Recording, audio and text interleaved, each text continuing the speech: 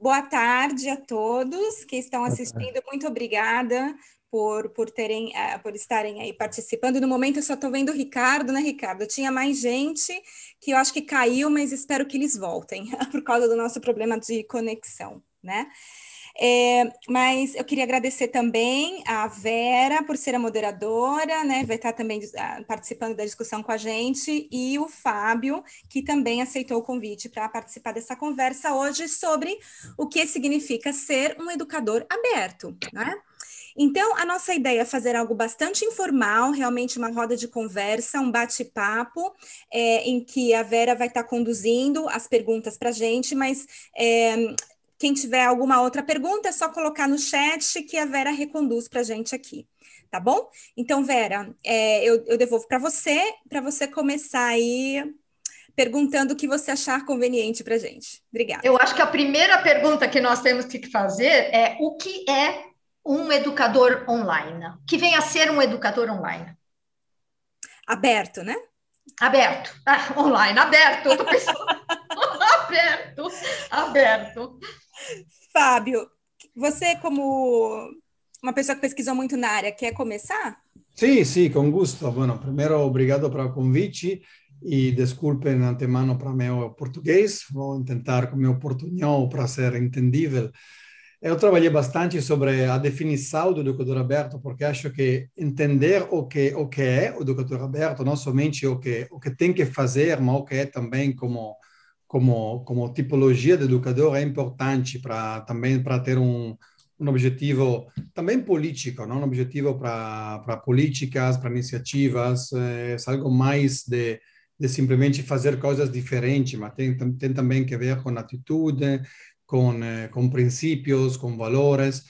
Hemos trabalhado bastante para definir o educador aberto, e nossa definição é o mais ampla possível, o mais holística possível, no sentido que o educador aberto é o educador que mira a quitar todas as barreiras que existem para não somente o acesso, mas também a participação, como fala, meaningful, a participação que tem sentido, participação útil dos estudantes e dos estudantes, basicamente.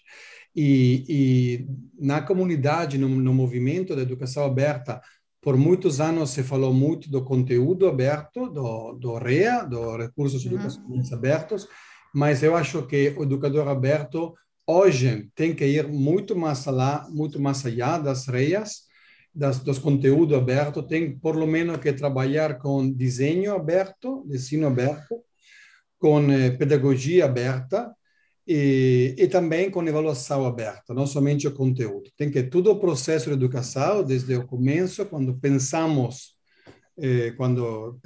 desenhamos um curso, até quando vamos evaluando os participantes, todas estas partes podem ter um grado de abertura mais ou menos importante. Eu acho que é importante pensar em abrir quanto possível. A abertura não é um fim, é um meio, claramente, um meio para acessibilidade, um meio para qualidade também, para colaboração, mas tem que ser presente em todas estas diferentes fases do processo educacional. É isso aí. Ok. Tem uma pergunta agora relativa a isso, Fábio. Muito bem. Você disse que o professor ele tem que ser aberto, ele tem que ter considerações, né? Considerar o design, o planejamento, o conteúdo, até a avaliação. Todo o processo de ensino-aprendizagem ele está composto, digamos, nessa abertura. Agora, a minha pergunta é o ser humano, ele tem problemas em aceitar as suas limitações, as suas inexperiências frente ao outro, certo? Então, e ele também tem dificuldade em reconhecer o outro como um colaborador. Então, como isto implicaria, ou você acha que isso interferiria numa formação do educador aberto? ou isso não interferiria? Ou, se isso interfere, como lidar com essa problemática?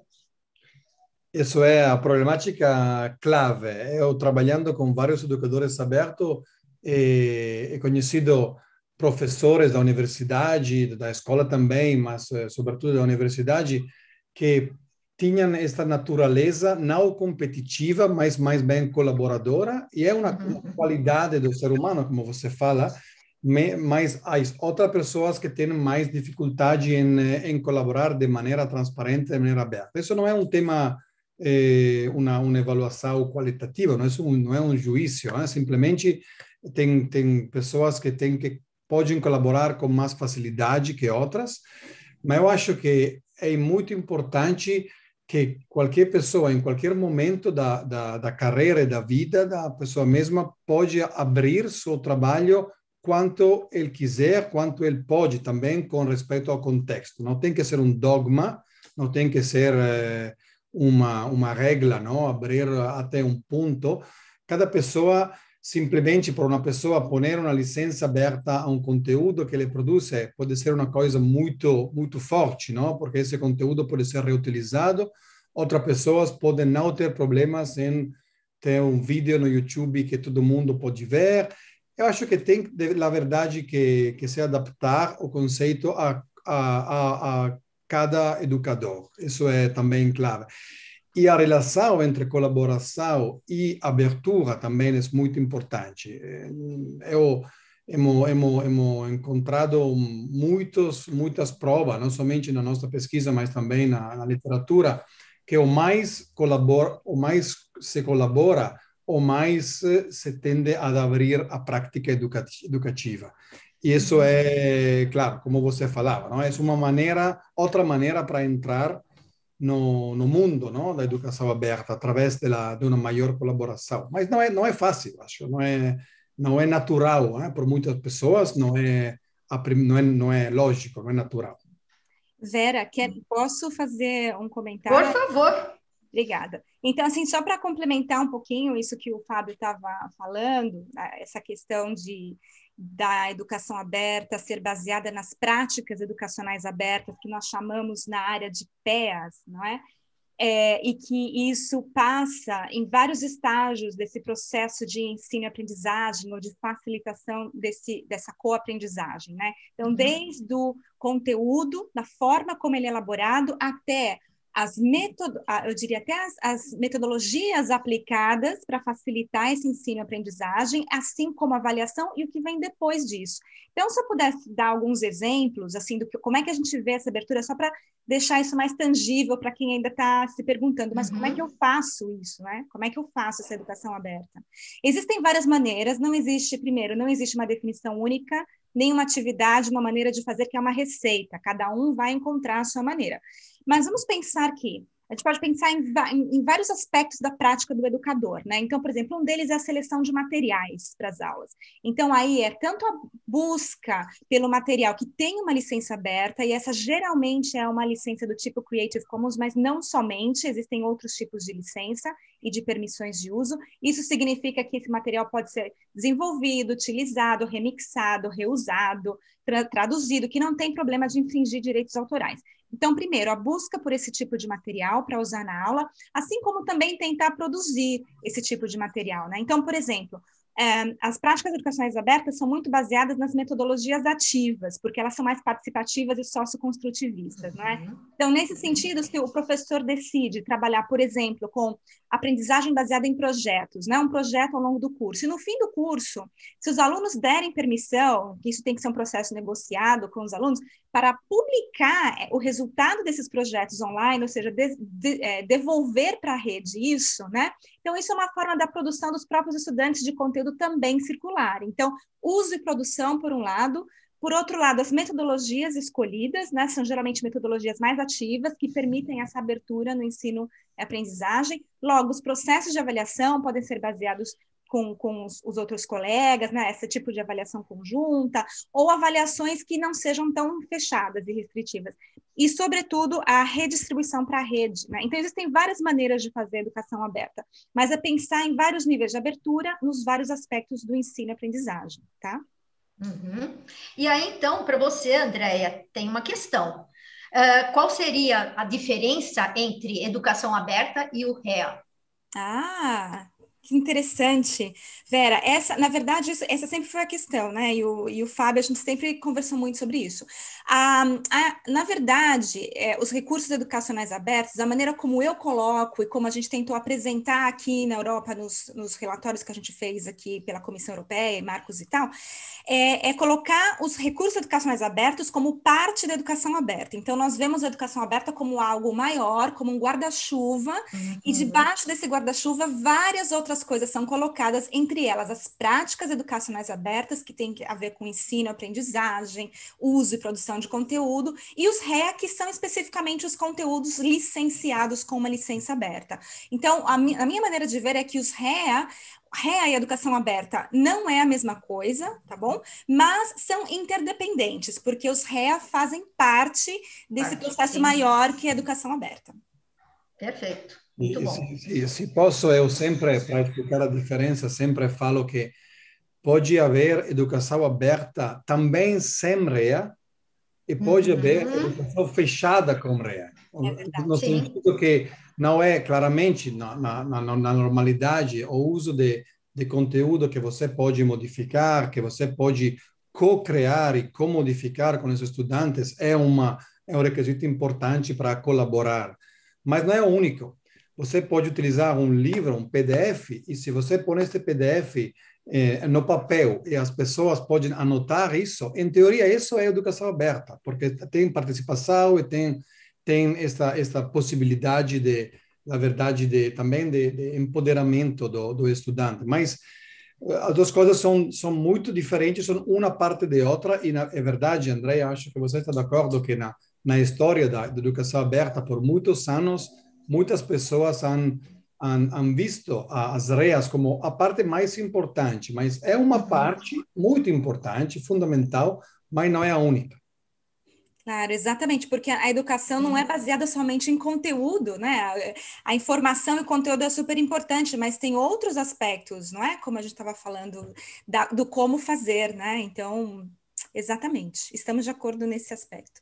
E um ponto que eu acho que é bastante fundamental é lembrar sempre, embora seja algo da educação per se, é a colaboração, né? Eu acho que esse é um ponto fundamental. Eu não sei se existiria algum outro, sei lá, alguma outra coisa que a gente também colocasse junto com a colaboração. Talvez a sociabilidade, talvez a empatia também entrem neste contexto maior para que a gente consiga fazer uma educação aberta de maior qualidade? Para quem é? Tanto faz? Para vocês dois. Para vocês dois. Então, aí a gente juntaria a colaboração, a sociabilidade, empatia, a interação também, não pode deixar de estar junto, né? É. E como lidar com todos eles para que o professor realmente consiga fazer algo diferente. Não somente isso, isso é perfeito. A sociabilidade é algo importante, acho que tem a ver com querer colaborar para o commons. Porque nesse conceito, o que é Creative Commons, né? Creative Commons, esse conceito de commons é entendido como bem comum, que é regulado, autorregulado com normas estabelecidas pela própria comunidade ao redor desse bem comum, né? Então, quando a gente coloca as coisas, a nossa produção no bem comum, ou a nossa maneira de ensinar como um vídeo aberto para que outras pessoas vejam a nossa metodologia de ensino e aprendam com a nossa maneira, e a gente aprendendo com os outros, é colocar no Commons, e isso é um processo colaborativo em si, né? Agora, uma coisinha assim que eu até pensei em falar, que você comentou numa outra pergunta para o Fábio, que eu acho que tem a ver com colaboração, é que, para mim, o ethos, a ética e o principal desse movimento de educação aberta e recursos de educações abertos é a colaboração e essa ajuda que um membro dessa comunidade dá ao outro, esse intercâmbio. Porque quando você coloca um produto lá, você está se expondo, né? Uma aula, um plano de aula, um vídeo, mas você está fazendo isso para o seu bem e para o bem de todos, até para melhorar a qualidade desse material. Então, as pessoas que vão comentar, vão reutilizar, têm que pensar dessa maneira construtiva de colaborar colaborar, não é? Com uma crítica construtiva para colaborar para esse commons, para melhorar esse material, para melhorar, enfim, para reutilizar. Então, essa questão da colaboração, acho que também tem a ver com esse medo das pessoas de abrirem o seu conteúdo, porque tem medo de expor uma qualidade que às vezes não está perfeita, o vídeo não está editado, tal.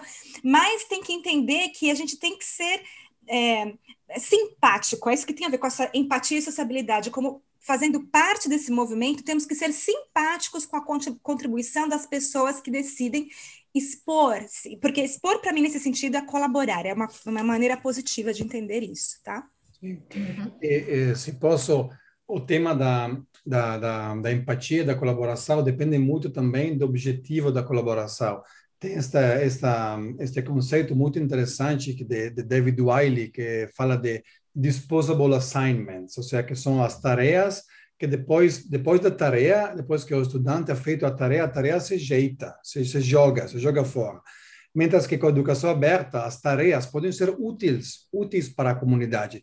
Eu simplesmente, se pergunto a meus estudantes de não fazer uma tarefa que depois eu vou evaluar e jogo fora, mas de contribuir, por exemplo, a uma página Wikipedia. Isso é muito, muito simples. Ou se falamos de desenvolvimento de software, de contribuir a um GitHub, alguma coisa pública, o feito mesmo de colaborar para produzir alguma coisa que depois o mundo vai ver. Isso é um processo que é muito mais similar ao que vai ser o mundo do trabalho, que o que vai ser a artificialidade de uma aula. Na aula, muitas vezes, é artificial. Estamos trabalhando para pretender que quando vamos trabalhar mais tarde, vamos ser capazes de... Não, eu falo, você vai a criar uma página Wikipedia nova e se você la cria mal, a mesma comunidade Wikipedia ela vai borrar. Não vai deixar esta página live.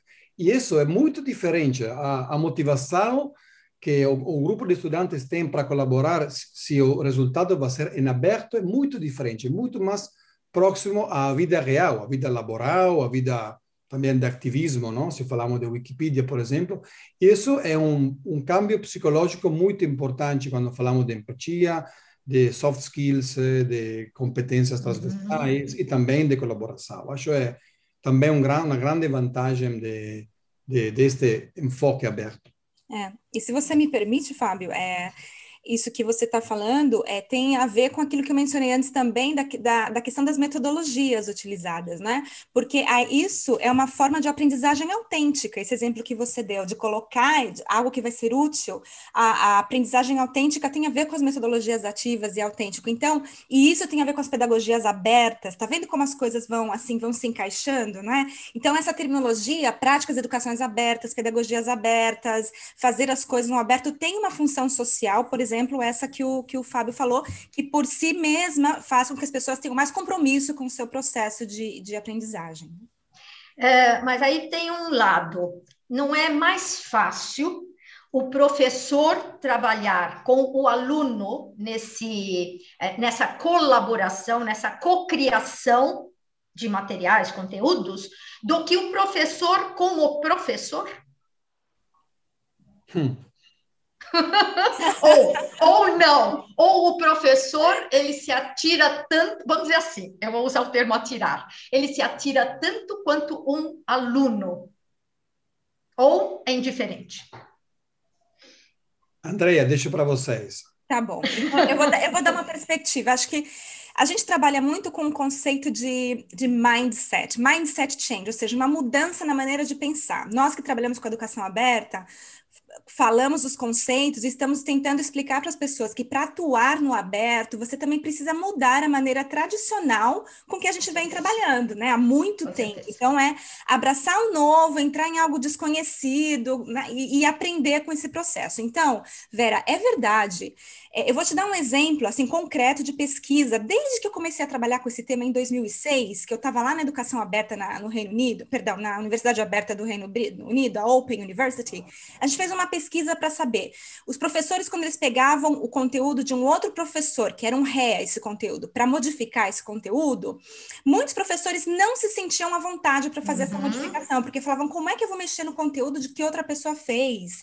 Né? Primeiro, porque não era cultural. Segundo, porque tinha medo de estragar o conteúdo. A gente tem essas falas, assim, recortadas dessa pesquisa. Eu tenho medo de estragar esse conteúdo, né? Ou acho que é um desrespeito. Então, assim, tinha muitas barreiras que muitas delas são, na verdade, colocadas pela própria pessoa, por ninguém mais. O conteúdo estava ali aberto para isso mesmo.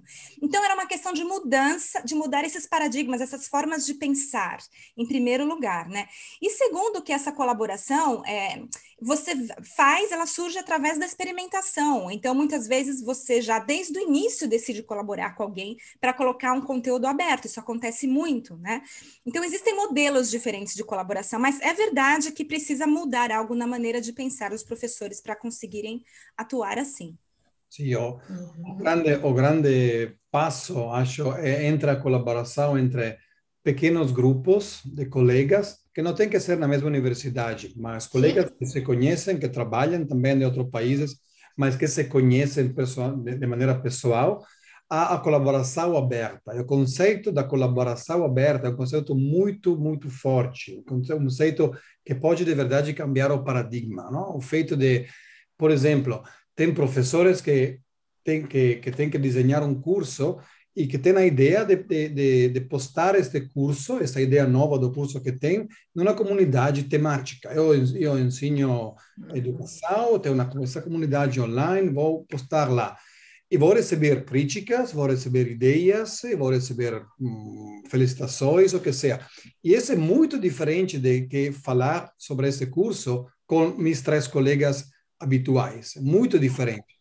E isso é o passo necessário, não? O passo necessário para esse novo paradigma. Acho. A colaboração aberta, que vai mais allá da educação aberta, porque vemos isso em muitos outros aspectos da sociedade, mas acho que isso é o tema. E isso dá igual se é entre professores ou com estudantes. Se você, como professor, faz este passo, pode ser, você trata o estudante de uma maneira muito mais paritária também, não? Porque você vai ser muito mais aberto à crítica, muito mais aberto também a inputs, a sugestões, mas é a coisa mais difícil, como falava a Andrea, a coisa mais complexa, porque é um mindset muito forte, um cambio de mentalidade muito forte. Ok. Eu acho que eu tenho mais umas 2 perguntas aqui para fazer. Quais seriam essas competências que o educador aberto tem que necessariamente ter para que ele se desenvolva cada vez mais nesta abertura? Ou que competências ele tem que desenvolver? Ter ou desenvolver? Eu acho também, se antes falado que as REAs e as licenças abertas são uma parte importante. Eu acho que a primeira competência, quando eu faço cursos ou palestras sobre isso, a primeira coisa, não é só mais importante, mas a primeira coisa são as licenças abertas, porque o conceito mesmo de considerar um recurso educacional, um livro, não como um livro que eu tenho uma cópia desse livro, é a minha cópia, mas como um livro que é de propriedade, que é propriedade da comunidade, através da licença aberta, isso é o primeiro passo. E saber como trabalhar com licenças abertas é uma competência técnica. Tem que conhecer a licença, tem que saber como aplicar essas licenças, e é uma primeira competência. Depois, acho que trabalhar com recursos abertos também, com recursos digitais abertos, é outra competência fundamental, porque, claro, se eu tenho um PowerPoint com licença aberta, e eu conheço esta licença, sei como modificar isso, depois tenho que saber o que posso fazer com este, e depois como recondividir, como se fala, como recompartilhar esse recurso também.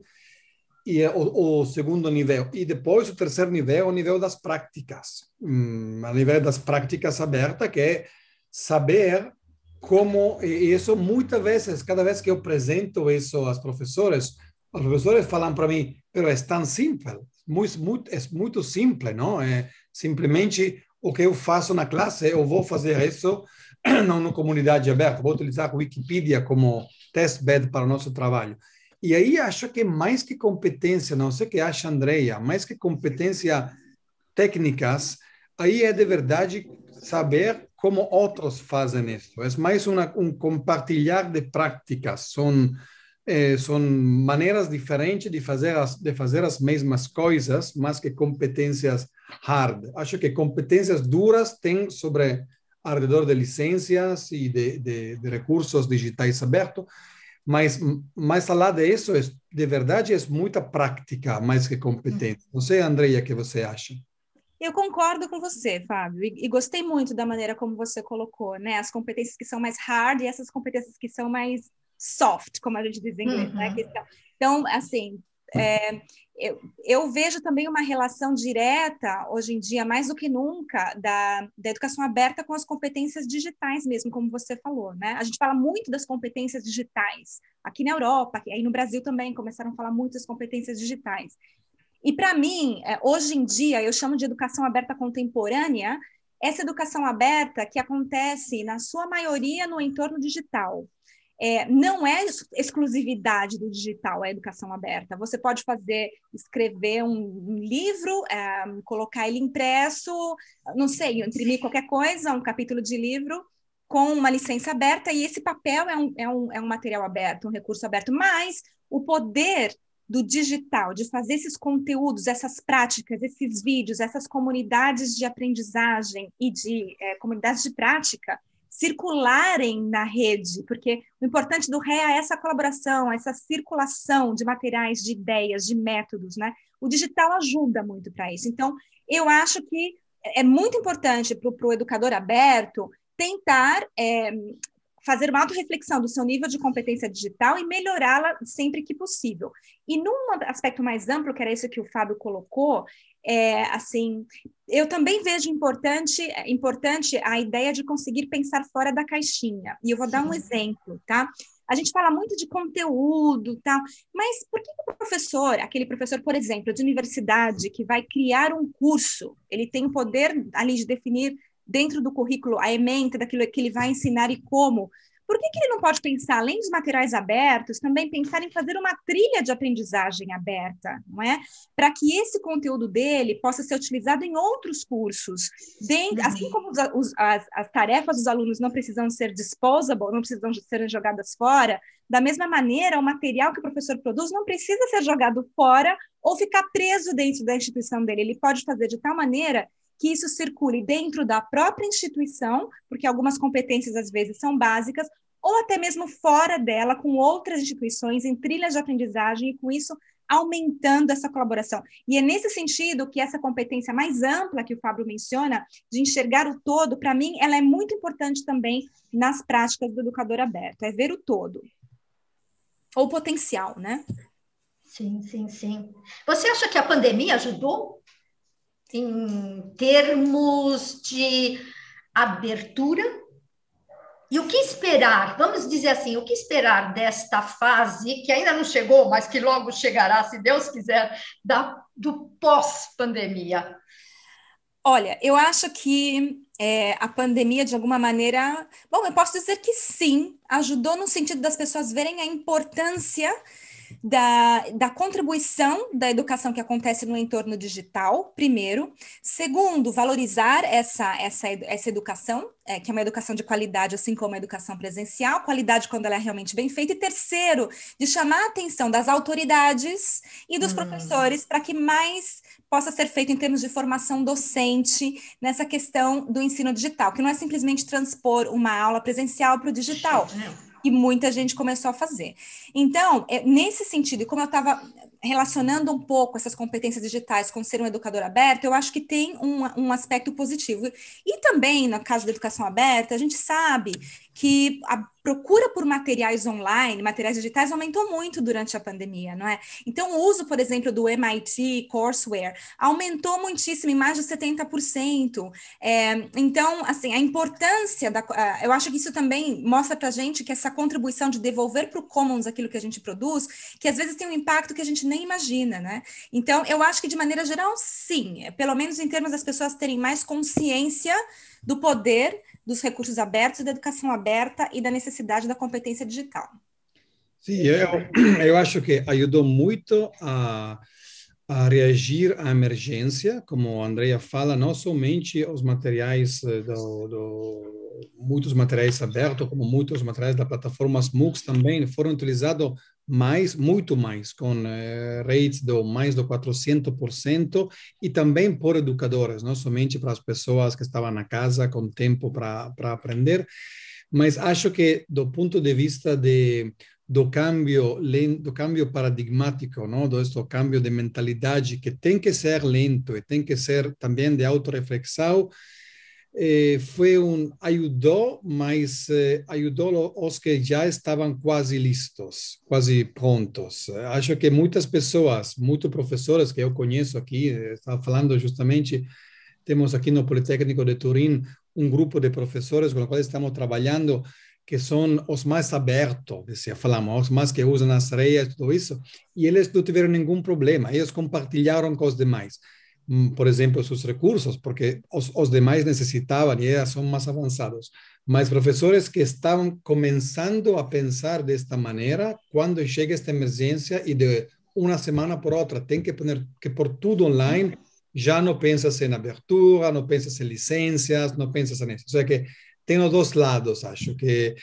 E como falas, Vera, acho que o ponto vai ser que vai passar quando nós vamos a mudar da emergência à nova normalidade. E isso a Unesco também, a Unesco está falando muito desse new normal, porque se está vendo que o digital vai ficar, a educação digital vai ficar, também como acho como complemento à educação normal, essa nova normalidade. E nessa nova normalidade também, para a nossa nova recomendação que tem a Unesco, que está tentando convencer muitos governos a invertir mais no temas de recursos e práticas abertas, eu acho que mal não vai ser. Ou seja, mais educação digital vai necessitar mais abertura, mais práticas abertas, mas temos que vigilar, não é automático, acho. Você tem que vigilar mais, porque a emergência também ha levado muitas coisas também ruins, né? De educação à distância, que não são...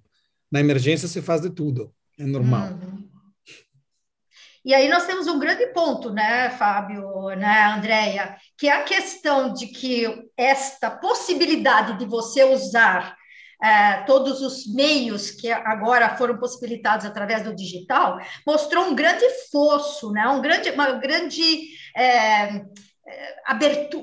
Uma grande discriminação entre aqueles que podem fazer isso e aqueles que não podem fazer isso, por uma série de motivos, né? Que a gente agora aqui não vai listar. Mas eu acho que esse grande fosso social, econômico, foi imensamente... mostrado, né? Sim, exatamente. E aí, como é que a gente lida com esse problema também? Eu acho que lá o tema não é mais os recursos ou as práticas individuais, mas é um tema de políticas de educação aberta. Políticas, não somente política pública. Política pública, o Brasil está bastante avançado, tem várias coisas, por exemplo, outros países também, o Canadá, tem países que são bastante avançados no discurso político, não tanto nas políticas práticas, mas acho mais, sobretudo, de políticas institucionais. As universidades, por exemplo, muitas universidades têm políticas de open education, mas se você lê bem esta política, não é uma política de verdade de inclusão social, é uma política que usa, não quero ser crítico, mas é uma política que usa essas possibilidades, sobretudo como maneira de se promocionar, os cursos online que tem a universidade, o famoso 20-80, não? Eu vou abrir o 20% para que os estudantes possam pagar para 80%. Isso não pode ser. Acho que o compromisso para fechar este gap, este fosso que você falava antes, tem que ser um compromisso político e estratégico das instituições, claramente dos governos também, mas acho que aí o impulso tem que chegar desde as instituições com políticas um pouco mais forte no tema de educação aberta, de acessibilidade, de incentivos de participação. Exatamente. E também estava aqui pensando, eu acho que essa questão que esse fosso, né, enorme entre aquele que pode fazer e aquele que percebe de repente que tem que fazer e não pode, a gente não pode também pensar que, primeiro, a educação aberta é a solução para tudo e nem que é a culpa da educação aberta que existe esse fosso, né? Então, nem uma coisa nem outra. Primeiro, que a educação aberta não é a solução para tudo, mas ela é uma parte colaborativa para esse processo muito maior que a educação em si, que a educação em si, de maneira geral, poderia ser aberta, porque eu acho que o Fábio tocou num ponto importante que talvez a gente não falou muito quando a gente definiu o educador aberto, é o porquê ser um educador aberto, não é?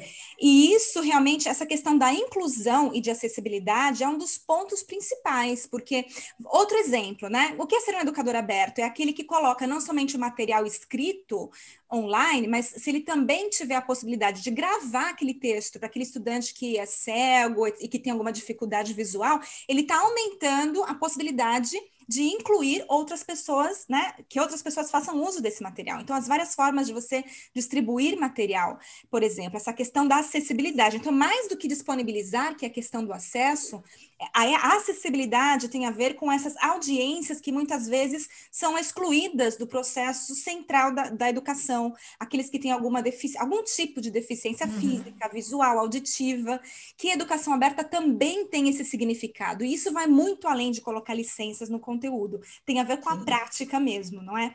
Então, esse ponto da inclusão, acessibilidade é super importante e a gente às vezes esquece de tratar, mas de qualquer maneira, esse fosso, Vera, que você menciona, eu acho que com essa questão da pandemia, simplesmente ficou mais visível, é como se tivessem acendido a luz e a gente percebeu que isso estava ali, né? Mas ele sempre existiu e como o Fábio coloca, é uma questão também de políticas institucionais e políticas públicas, governamentais, trabalhando juntas para que a gente possa melhorar essa questão.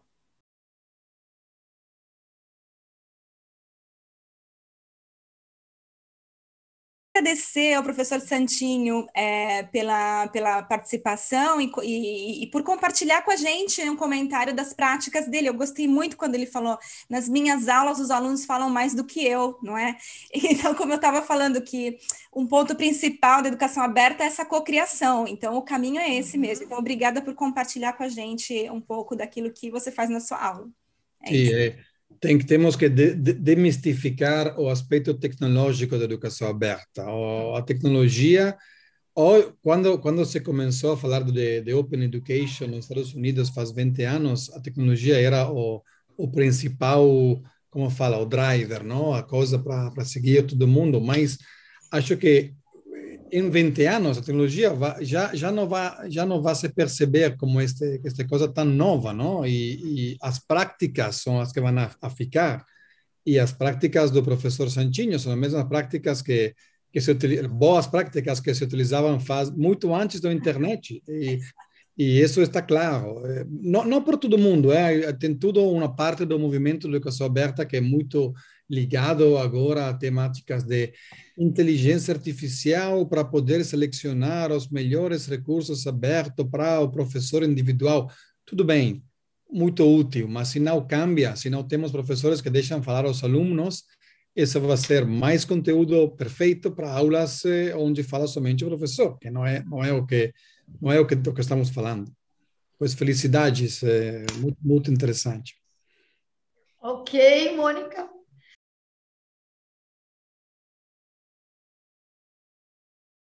Se você me permite, Vera, eu acho que a gente foi falando hoje das várias formas, né, em que se pode fazer educação aberta Eu não sei, Mônica, se você chegou a assistir desde o princípio, se não.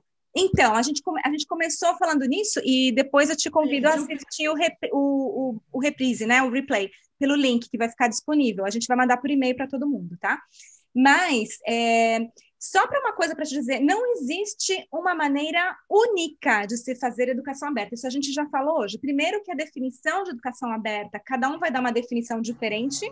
E segundo, que o como fazer não é uma receita. Então, você mesmo falou dessa necessidade de estar aberto, né? Então, é você pensar, acredito eu, por isso que eu falo sempre da autorreflexão, é você pensar dentro do seu contexto, com seus estudantes, e a partir dessa necessidade que eles têm de falar, de ser ouvidos, de tentar pensar nas metodologias de ensino que você utiliza, de forma a dar voz e ouvidos a esses estudantes, e trazer isso para além da sala de aula para o mundo, porque você pode ampliar essas vozes, se você achar interessante. Então, com isso, eles vão estar participando de um processo de pensamento crítico, reflexivo, conversacional, entre eles, também com o compromisso que Fábio e eu estávamos falando agora há pouco, de compartilhar com as outras pessoas algo que possa ser reutilizado, que seja útil, e isso dá muito sentido para o processo de aprendizagem. Então, talvez seja um caminho para você explorar, né? Assim, dentro do seu contexto. Perfeito. Não sei se o Fábio tem comentários também. Somente um comentário, depois vejo que Cristiane também quer a palavra. Eu acho que gostei muito da imagem da diferente vibração do jovem e dos professores. Acho que antes falamos de colaboração aberta. O jovem hoje tem muita mais facilidade em colaborar em aberto com o tema de social media, quizás tem demais facilidade, não? Muitas vezes não sabem quais são os riscos ou as maneiras para gestionar esses tipos de colaboração e essas possibilidades. E isso também, acho que antes hemos esquecido quando falamos de quais são as competências. Acho uma competência de alfabetização digital crítica, que quer dizer entender de maneira crítica todos os diferentes aspectos da alfabetização digital, não somente a que precisamos para trabalhar, mas para entender também as diferentes categorias, como os jovens. E se você fala com muitos adultos de hoje, para eles, essa diferente vibração que você fala, eles não percebem, porque não estão habituados a escutar. E isso para mim, é muito uma metáfora fantástica para ver este fosso também, não somente para quem pode e quem não pode, mas entre quem tem algo para falar e quem não sabe como escutar. Isso é muito, muito bonita como metáfora. Obrigado. Acho que a Cristiane Moisés também quer fazer uma pergunta. Ela gostaria de ter a palavra. Eu não a vejo aqui na câmera, mas ela gostaria de fazer alguma colocação. Você me vê, Andréia, porque eu liberei agora sim. Aqui.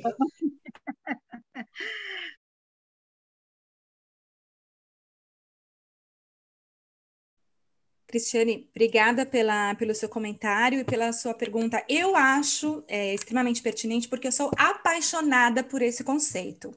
Eu realmente acredito nisso. E acredito também no grau aberto, acredito muito além disso, né? Mas eu vou te dar um exemplo, porque eu acho que às vezes a gente precisa conseguir traduzir as políticas nas práticas, e isso é muito complicado. Às vezes no papel está super bonito, mas na hora da prática são várias as barreiras para colocar aquilo, né? Para traduzir aquilo na prática. Então, aqui na Europa, que eu estou falando da Espanha, né? Eu, aqui na Comissão Europeia, onde eu trabalho no momento, existe um projeto das universidades europeias. E o que significa isso? Para abrir mais as universidades, tá? Então, existe toda uma linha política aí de fomento, atenção, para que as universidades passem a trabalhar em conjunto. Então, por exemplo, são formados vários núcleos. Isso é muito novo, tá? Esses núcleos estão sendo formados agora. Por exemplo, núcleos de 6 universidades, que é um número que foi escolhido para ser esses núcleos, né? Para serem assim. Cada universidade de um país diferente para promover essa internacionalização que você está falando. E E a tarefa dessas universidades, então, vem num nível de gestoria, né, de gestores, de reitoria para baixo, é elaborar um plano de trabalho conjunto dessas universidades para que os alunos possam ter essa mobilidade física e virtual e fazer, dentro do mesmo grau que eles estão fazendo, seja uma graduação, um mestrado, um doutorado, poder estudar nessas 6 universidades desse sistema, né? E sair com um grau em comum, né? E passar por essa experiência de internacionalização, de professores diferentes, de culturas diferentes. É um projeto europeu até para que a Europa fique mais unida, também através da educação. E claro que nesse processo, o que você tem que fazer?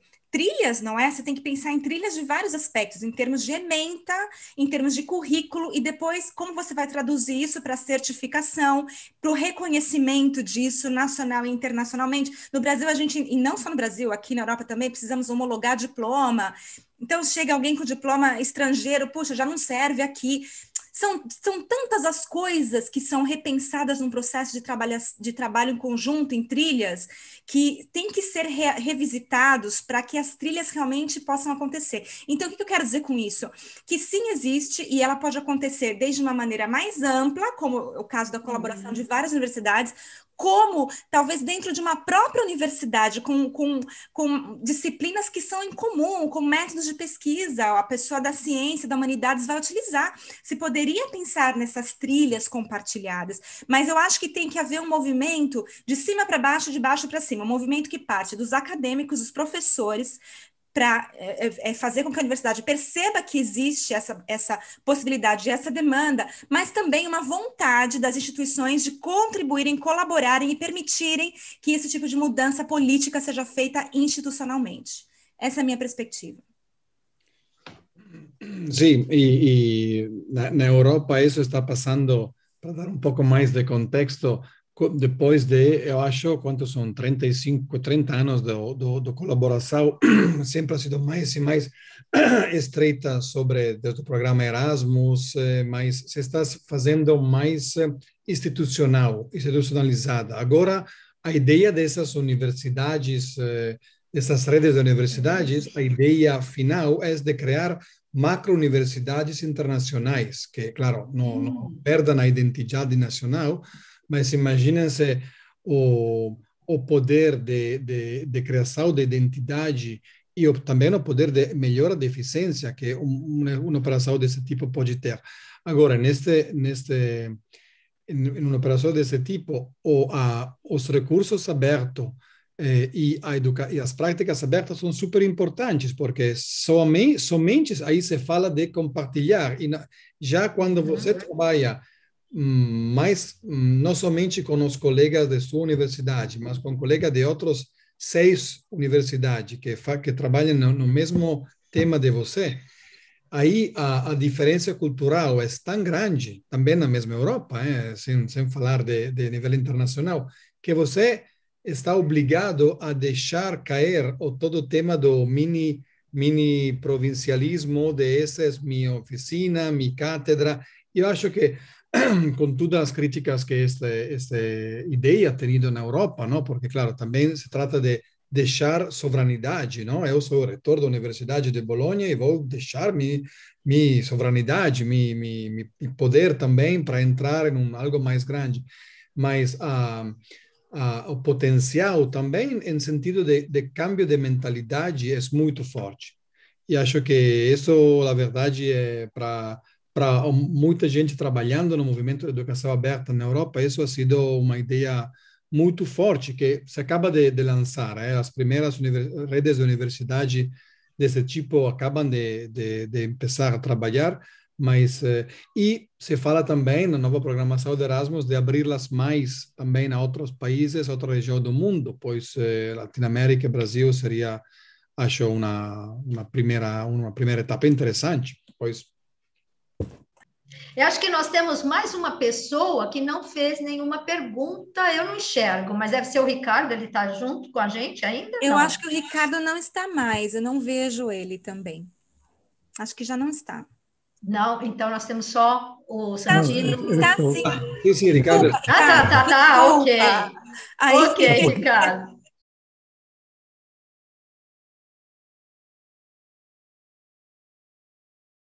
Se posso responder, você puso uma pergunta muito pertinente. Eu termino de fazer uma pesquisa sobre os diferentes modelos de sustentabilidade das REAs, que é um tema importante, porque alguma pessoa tem que pagar por o trabalho das pessoas que produzem isto. Na universidade pública, isso está claro, porque é uma missão pública e tem que ter incentivos, mas isso é parte do trabalho do professor. Na universidade privada, tem mecanismos de negócio, mecanismo de pago privado para pagar o tema, mas no mecanismos de produção individual ou basado na comunidade, que não é um indivíduo, mas é um grupo de indivíduos que não está ligado a uma instituição, aí tem um problema. Ou seja, que estas pessoas, os professores individuais, assim como os autores individuais, têm menos incentivos e não encontramos muitos casos de incentivos existentes para professores ou produtores de conteúdos que estão fora das universidades, das instituições acadêmicas. É um tema, no Reino Unido tem, na Inglaterra tem algum tema, alguma experiência de incentivos também financeiros, econômicos, para pessoas que podem produzir recursos, mas não tem muito. É um modelo de sustentabilidade dos recursos abertos que ainda não está muito, como pode dizer, não está muito estudado e não tem muitas soluções. Não sei, Andrea, se você... Sim, obrigada, Fábio. Eu acho que você pegou a perspectiva do recurso educacional aberto em si, né, Fábio? Que é uma perspectiva de colocar o recurso aberto, né, o recurso produzido por uma pessoa que está desinstitucionalizada, né? Mas, para mim, esse é um tema importante também, porque eu vejo isso como algo crescente. Os professores estão saindo das universidades e sendo professores porque querem ser, porque tem uma especialidade, a gente está cada vez mais se desinstitucionalizando, porque a instituição ela ajuda, mas ela também coloca limites e barreiras, não é? Então a gente precisa saber atuar dentro e fora da instituição como indivíduos e como educadores abertos. Por isso até que a gente fez essa live sem afiliação institucional, né? Para mostrar que isso é possível, que a gente pode compartilhar o nosso conhecimento de maneira aberta, não é? Independente da instituição. Então, eu acho que você pegou aí um viés legal, que é o viés da produção do REA, que precisa realmente ter um modelo de negócio, entre aspas, né, para se manter, para produzir esse conteúdo, para ser algo mantido. Por outro lado, se a gente pensar na educação aberta que vai além do conteúdo, a gente pensa no valor agregado que esse professor vai colocar, né? Além do conteúdo, ele vai estar ensinando, como o Ricardo acabou de falar. Alguém que, por exemplo, dá aula online, né? De alguma coisa que ele gosta, que é o trabalho dele. Então, além do conteúdo, ele vai estar colocando a sua própria metodologia, a sua paixão, ele vai estar agregando valor a esse processo de abertura que é muito maior que o conteúdo. Então, a minha pergunta aí seria o seguinte, eu acho que hoje em dia há muitas maneiras para profissionais liberais se posicionarem nesse mercado digital, se for o caso. Ricardo, eu não sei se você está falando do mercado digital, porque isso sempre aconteceu. Os professores autônomos nos institutos de idioma, por exemplo, né? Trabalhavam por si mesmo e eram remunerados, ou tinham estudantes particulares que remuneravam o quê? O seu trabalho. E por que isso hoje em dia não pode ser colocado no digital? Então, eu não sei exatamente, Ricardo, se você poderia ser mais específico, né? Se você precisa de alguma informação mais específica, mas eu acho que a gente tem que pensar que esse modelo de negócio ele não precisa vir só da instituição, ele pode vir da comunidade. Ele sabe, porque assim, se eu vejo um professor no YouTube que eu gosto muito do trabalho dele, de repente eu quero contratá-lo como meu mentor, como meu consultor, como eu mesma já fiz com vários temas pessoais. Encontrei coisas que me interessavam no YouTube gratuitas e contactei aquele profissional para ter o seu serviço para mim e paguei pelo serviço. Então, são modelos complementares de negócio que podem surgir. Eu não sei se era isso que você estava... Aí você estava referindo. Era né, sob essa perspectiva, sim, André. Uhum. Obrigado. Nada. Obrigada a você, Ricardo. Ou, inclusive, usar o seu trabalho para você como uma motivação pessoal. como uma forma de você fazer pesquisas e colocar aquilo que você gosta e daquilo que você trabalha de uma forma assim para todo mundo. E aí, como a Andrea falou, se alguém gostar do seu trabalho, ele vai ser aquele que vai te contratar. Se não, aquele seu trabalho, ele está sendo, de qualquer forma, ele está sendo um benefício para a comunidade. Né? Então, ele não vai ficar fechado naquele seu conhecimento único, dali de um grupinho, mas ele vai ser jogado para um grupo muito maior. Então, eu acho que também essa visibilidade, o ser visível, eu acho que também é ser muito aberto, querer ser visível. O trabalho como portfólio, né? Assim, a perspectiva de dar o gostinho das possibilidades que ele pode vir a construir de uma outra abordagem. Né? Exato. Até porque a gente tem sempre que lembrar, como o Fábio falou, que há um custo para a produção de recursos, mesmo que seja somente o tempo. Então, eu acho que é muito simplista a gente dizer que tudo tem que ser aberto o tempo todo e tal. Mesmo para os REA, tem que ter o que a gente chama de modelo de negócio, que muita gente rebate, não admite que a gente use essa palavra na educação com REA.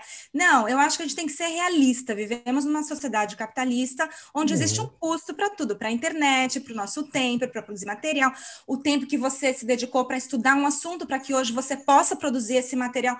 Tudo isso faz parte. Então, a gente precisa pensar de uma maneira também mais aberta nesses modelos de contribuição individual que as pessoas têm, né? Sem dúvida. Sem dúvida. Alguém mais gostaria de fazer alguma colocação? Cristiane, Ricardo, e temos mais... Eu não enxergo. O Santinho também está aqui.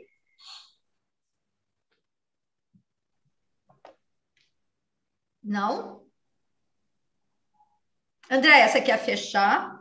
Fábio? Não, eu quero convidar o Fábio para falar um pouco do livro dele, da pesquisa. Esqueci de uma coisa muito importante também. Não só o Fábio falar do livro dele, mas você também falar do seu curso, né? Tá bom, isso. Então, o Fábio começa, porque ele tem um livro bem legal para contar para gente. Bueno, o problema do meu livro é que está em italiano. A coisa positiva desse livro é que está disponível em acesso aberto. É um livro que chama-se Open Education, Educação Aberta, e coerentemente com isso é um livro que não se pode comprar, somente se pode utilizar de maneira gratuita, mas está em italiano. Eu acho que é entendível. Estamos agora falando com os colegas da USP, com a Vera e os colegas para ver se podemos traduzi-lo a português.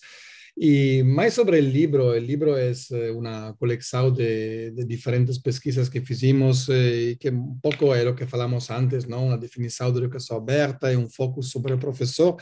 A coisa interessante, acho, ha sido o processo da produção do livro. Eu tentei produzir este livro de maneira aberta, quer dizer, eu peguei coisas que tinha escrito, coisas que tinha escrito com licença aberta, falei com os proprietários das revistas que tinham publicado falei com muitas pessoas que haviam colaborado comigo, agreguei tudo isso de maneira aberta e pedi a muitas pessoas que comentaram isto, ou seja, que o livro estava já vivo muitos antes de ser publicado, e ninguém me roubou nenhuma ideia. Ninguém me roubou nenhuma página, ninguém me roubou nenhuma imagem. Ou seja, essa ideia que eu tenho que sair com o livro, todo em secreto, bueno, não, isso não, de momento no qual você pede de maneira honesta uma opinião ou uma ajuda, tudo isso funciona de maneira muito colaborativa, e foi uma experiência de verdade, de co-criação de conhecimento. A parte dos agradecimentos é a parte mais divertida de escrever este livro, porque tenho muitas pessoas que han contribuído tampouco sem deixar o nome. Ou seja, comentário sem nome, né? Comentário bom, eu vou utilizar esse comentário. Ou seja, é outra maneira de produzir conhecimento. A verdade que, e isto acho, na academia, não? Escrever um livro é um tema importante na carreira de um acadêmico, mas fazê-lo desta maneira é um processo muito mais divertido, muito mais engraçado, muito mais participativo, muito mais leve. E eu acho que isso ha sido a coisa mais interessante do livro. E, bueno, ojalá, se quando vai a sair em português, esperamos, vamos a enviar-lhe o link para todo mundo. Obrigada. Fábio, você não tem aí o acesso do livro em italiano? Sim, vou Pode pôr pegar no no chat chat. presente o nome e o... Eu, por exemplo, leio italiano, quero ver se eu consigo ler algum capítulo. E os nossos colegas aqui que vêm de faculdades de letras, que ensinam idiomas, talvez também tenham né, alguma curiosidade em dar uma olhada. Perfeito, aqui eu E o pongo. que você comenta do processo colaborativo de escrever, né, e de pedir permissão, tudo isso são princípios, né, da educação aberta, super bonito, parabéns por isso. E eu também, Vera, se você me permite também, queria aproveitar para fazer um convite para todo mundo, para fazerem parte para se registrarem, se inscreverem num curso de recursos educacionais abertos para professores e gestores, que eu criei, que eu gravei, é um curso em 10 aulas, tá? É um curso que ele é aberto, você começa quando você quiser, mas ele vai ser primeiramente colocado no ar a partir de domingo, agora, dia 7 de março, tá? Então, é um curso em 10 aulas, onde a gente vai rever vários conceitos, onde a gente vai aprender em detalhes sobre as licenças, para quem não conhece muito, vamos falar de repositórios, de referatórios, vamos falar sobre políticas institucionais, o que é ser um educador aberto, são vários aspectos dos REA e também da educação aberta que eu estou tratando nesse curso, tá? Então, o convite para quem tiver interesse, é um curso gratuito, esqueci de dizer, com certificado, então são vagas limitadas, porque né, realmente não dá para acomodar muitíssimas pessoas, bom, dá até um certo limite com a emissão dos certificados, né? Então, quem quiser fazer esse curso, você recebe o certificado se completar as 10 aulas, um certificado de participação, tá? Então, entra na página que eu vou dizer agora, que posso até pôr no chat, se a Andréia, só não te interrompendo, eu acho que eu coloquei aqui, mas eu quero ter certeza que eu não copiei errado. Não, olha aqui, eu vou colocar andreinamorato.net/curso REA.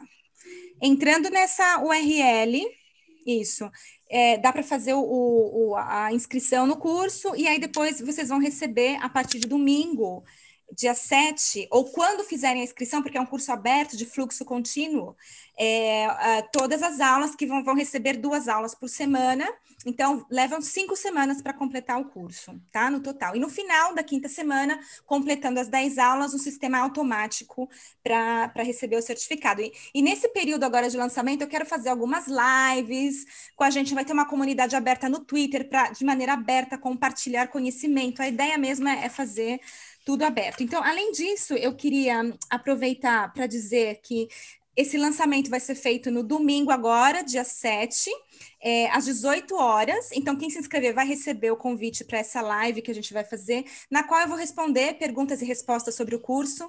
Quem tiver perguntas sobre o curso, pode me enviar, que eu vou colocar aqui. Vera, eu escrevi o e-mail, o endereço, mas eu escrevi para você, então eu vou repetir. Ok. Não, deixa que eu coloco, peraí. Tá. E, além disso, o e-mail para quem tiver perguntas a respeito do curso e quiser participar dessa live é info.ainamorato@gmail.com, e eu respondo isso no dia do lançamento, tá bom? Deixa eu ver se eu esqueci de alguma coisa. Não, e a partir do domingo é aula intro, tá bom? É isso. Obrigada, Vera. Bom, posso fazer rapidinho a propaganda, então, de onde eu venho? Claro, rapidinho, por favor. Porque eu e o Fábio estamos na mesma, né, Fábio? No SEST. Eu não sei se vocês conhecem, nós somos colaboradores e pesquisadores do SEST. SEST é Centro de Estudo, Sociedade e Tecnologia, da USP, né? E nós temos um grupo multidisciplinar. E lá a gente trabalha com várias... Quer dizer, multidisciplinar em termos, né? A maioria é engenheiro, obviamente.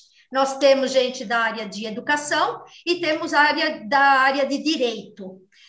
Somos atualmente um grupo pequeno, já fomos um grupo bastante grande, agora somos um grupo pequeno, e a gente apresenta todo o nosso projeto, todos os nossos trabalhos, o que nós fazemos, o que não fazemos.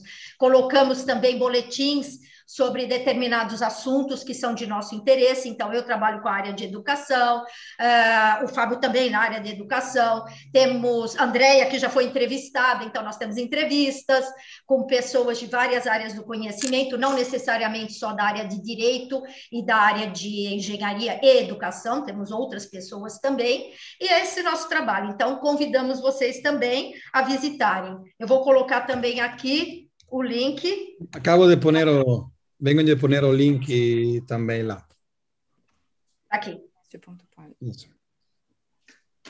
E aí vocês visitando, será uma honra para vocês conhecerem também o trabalho do SEST. Obrigada. Obrigada. Acho que basicamente é isso.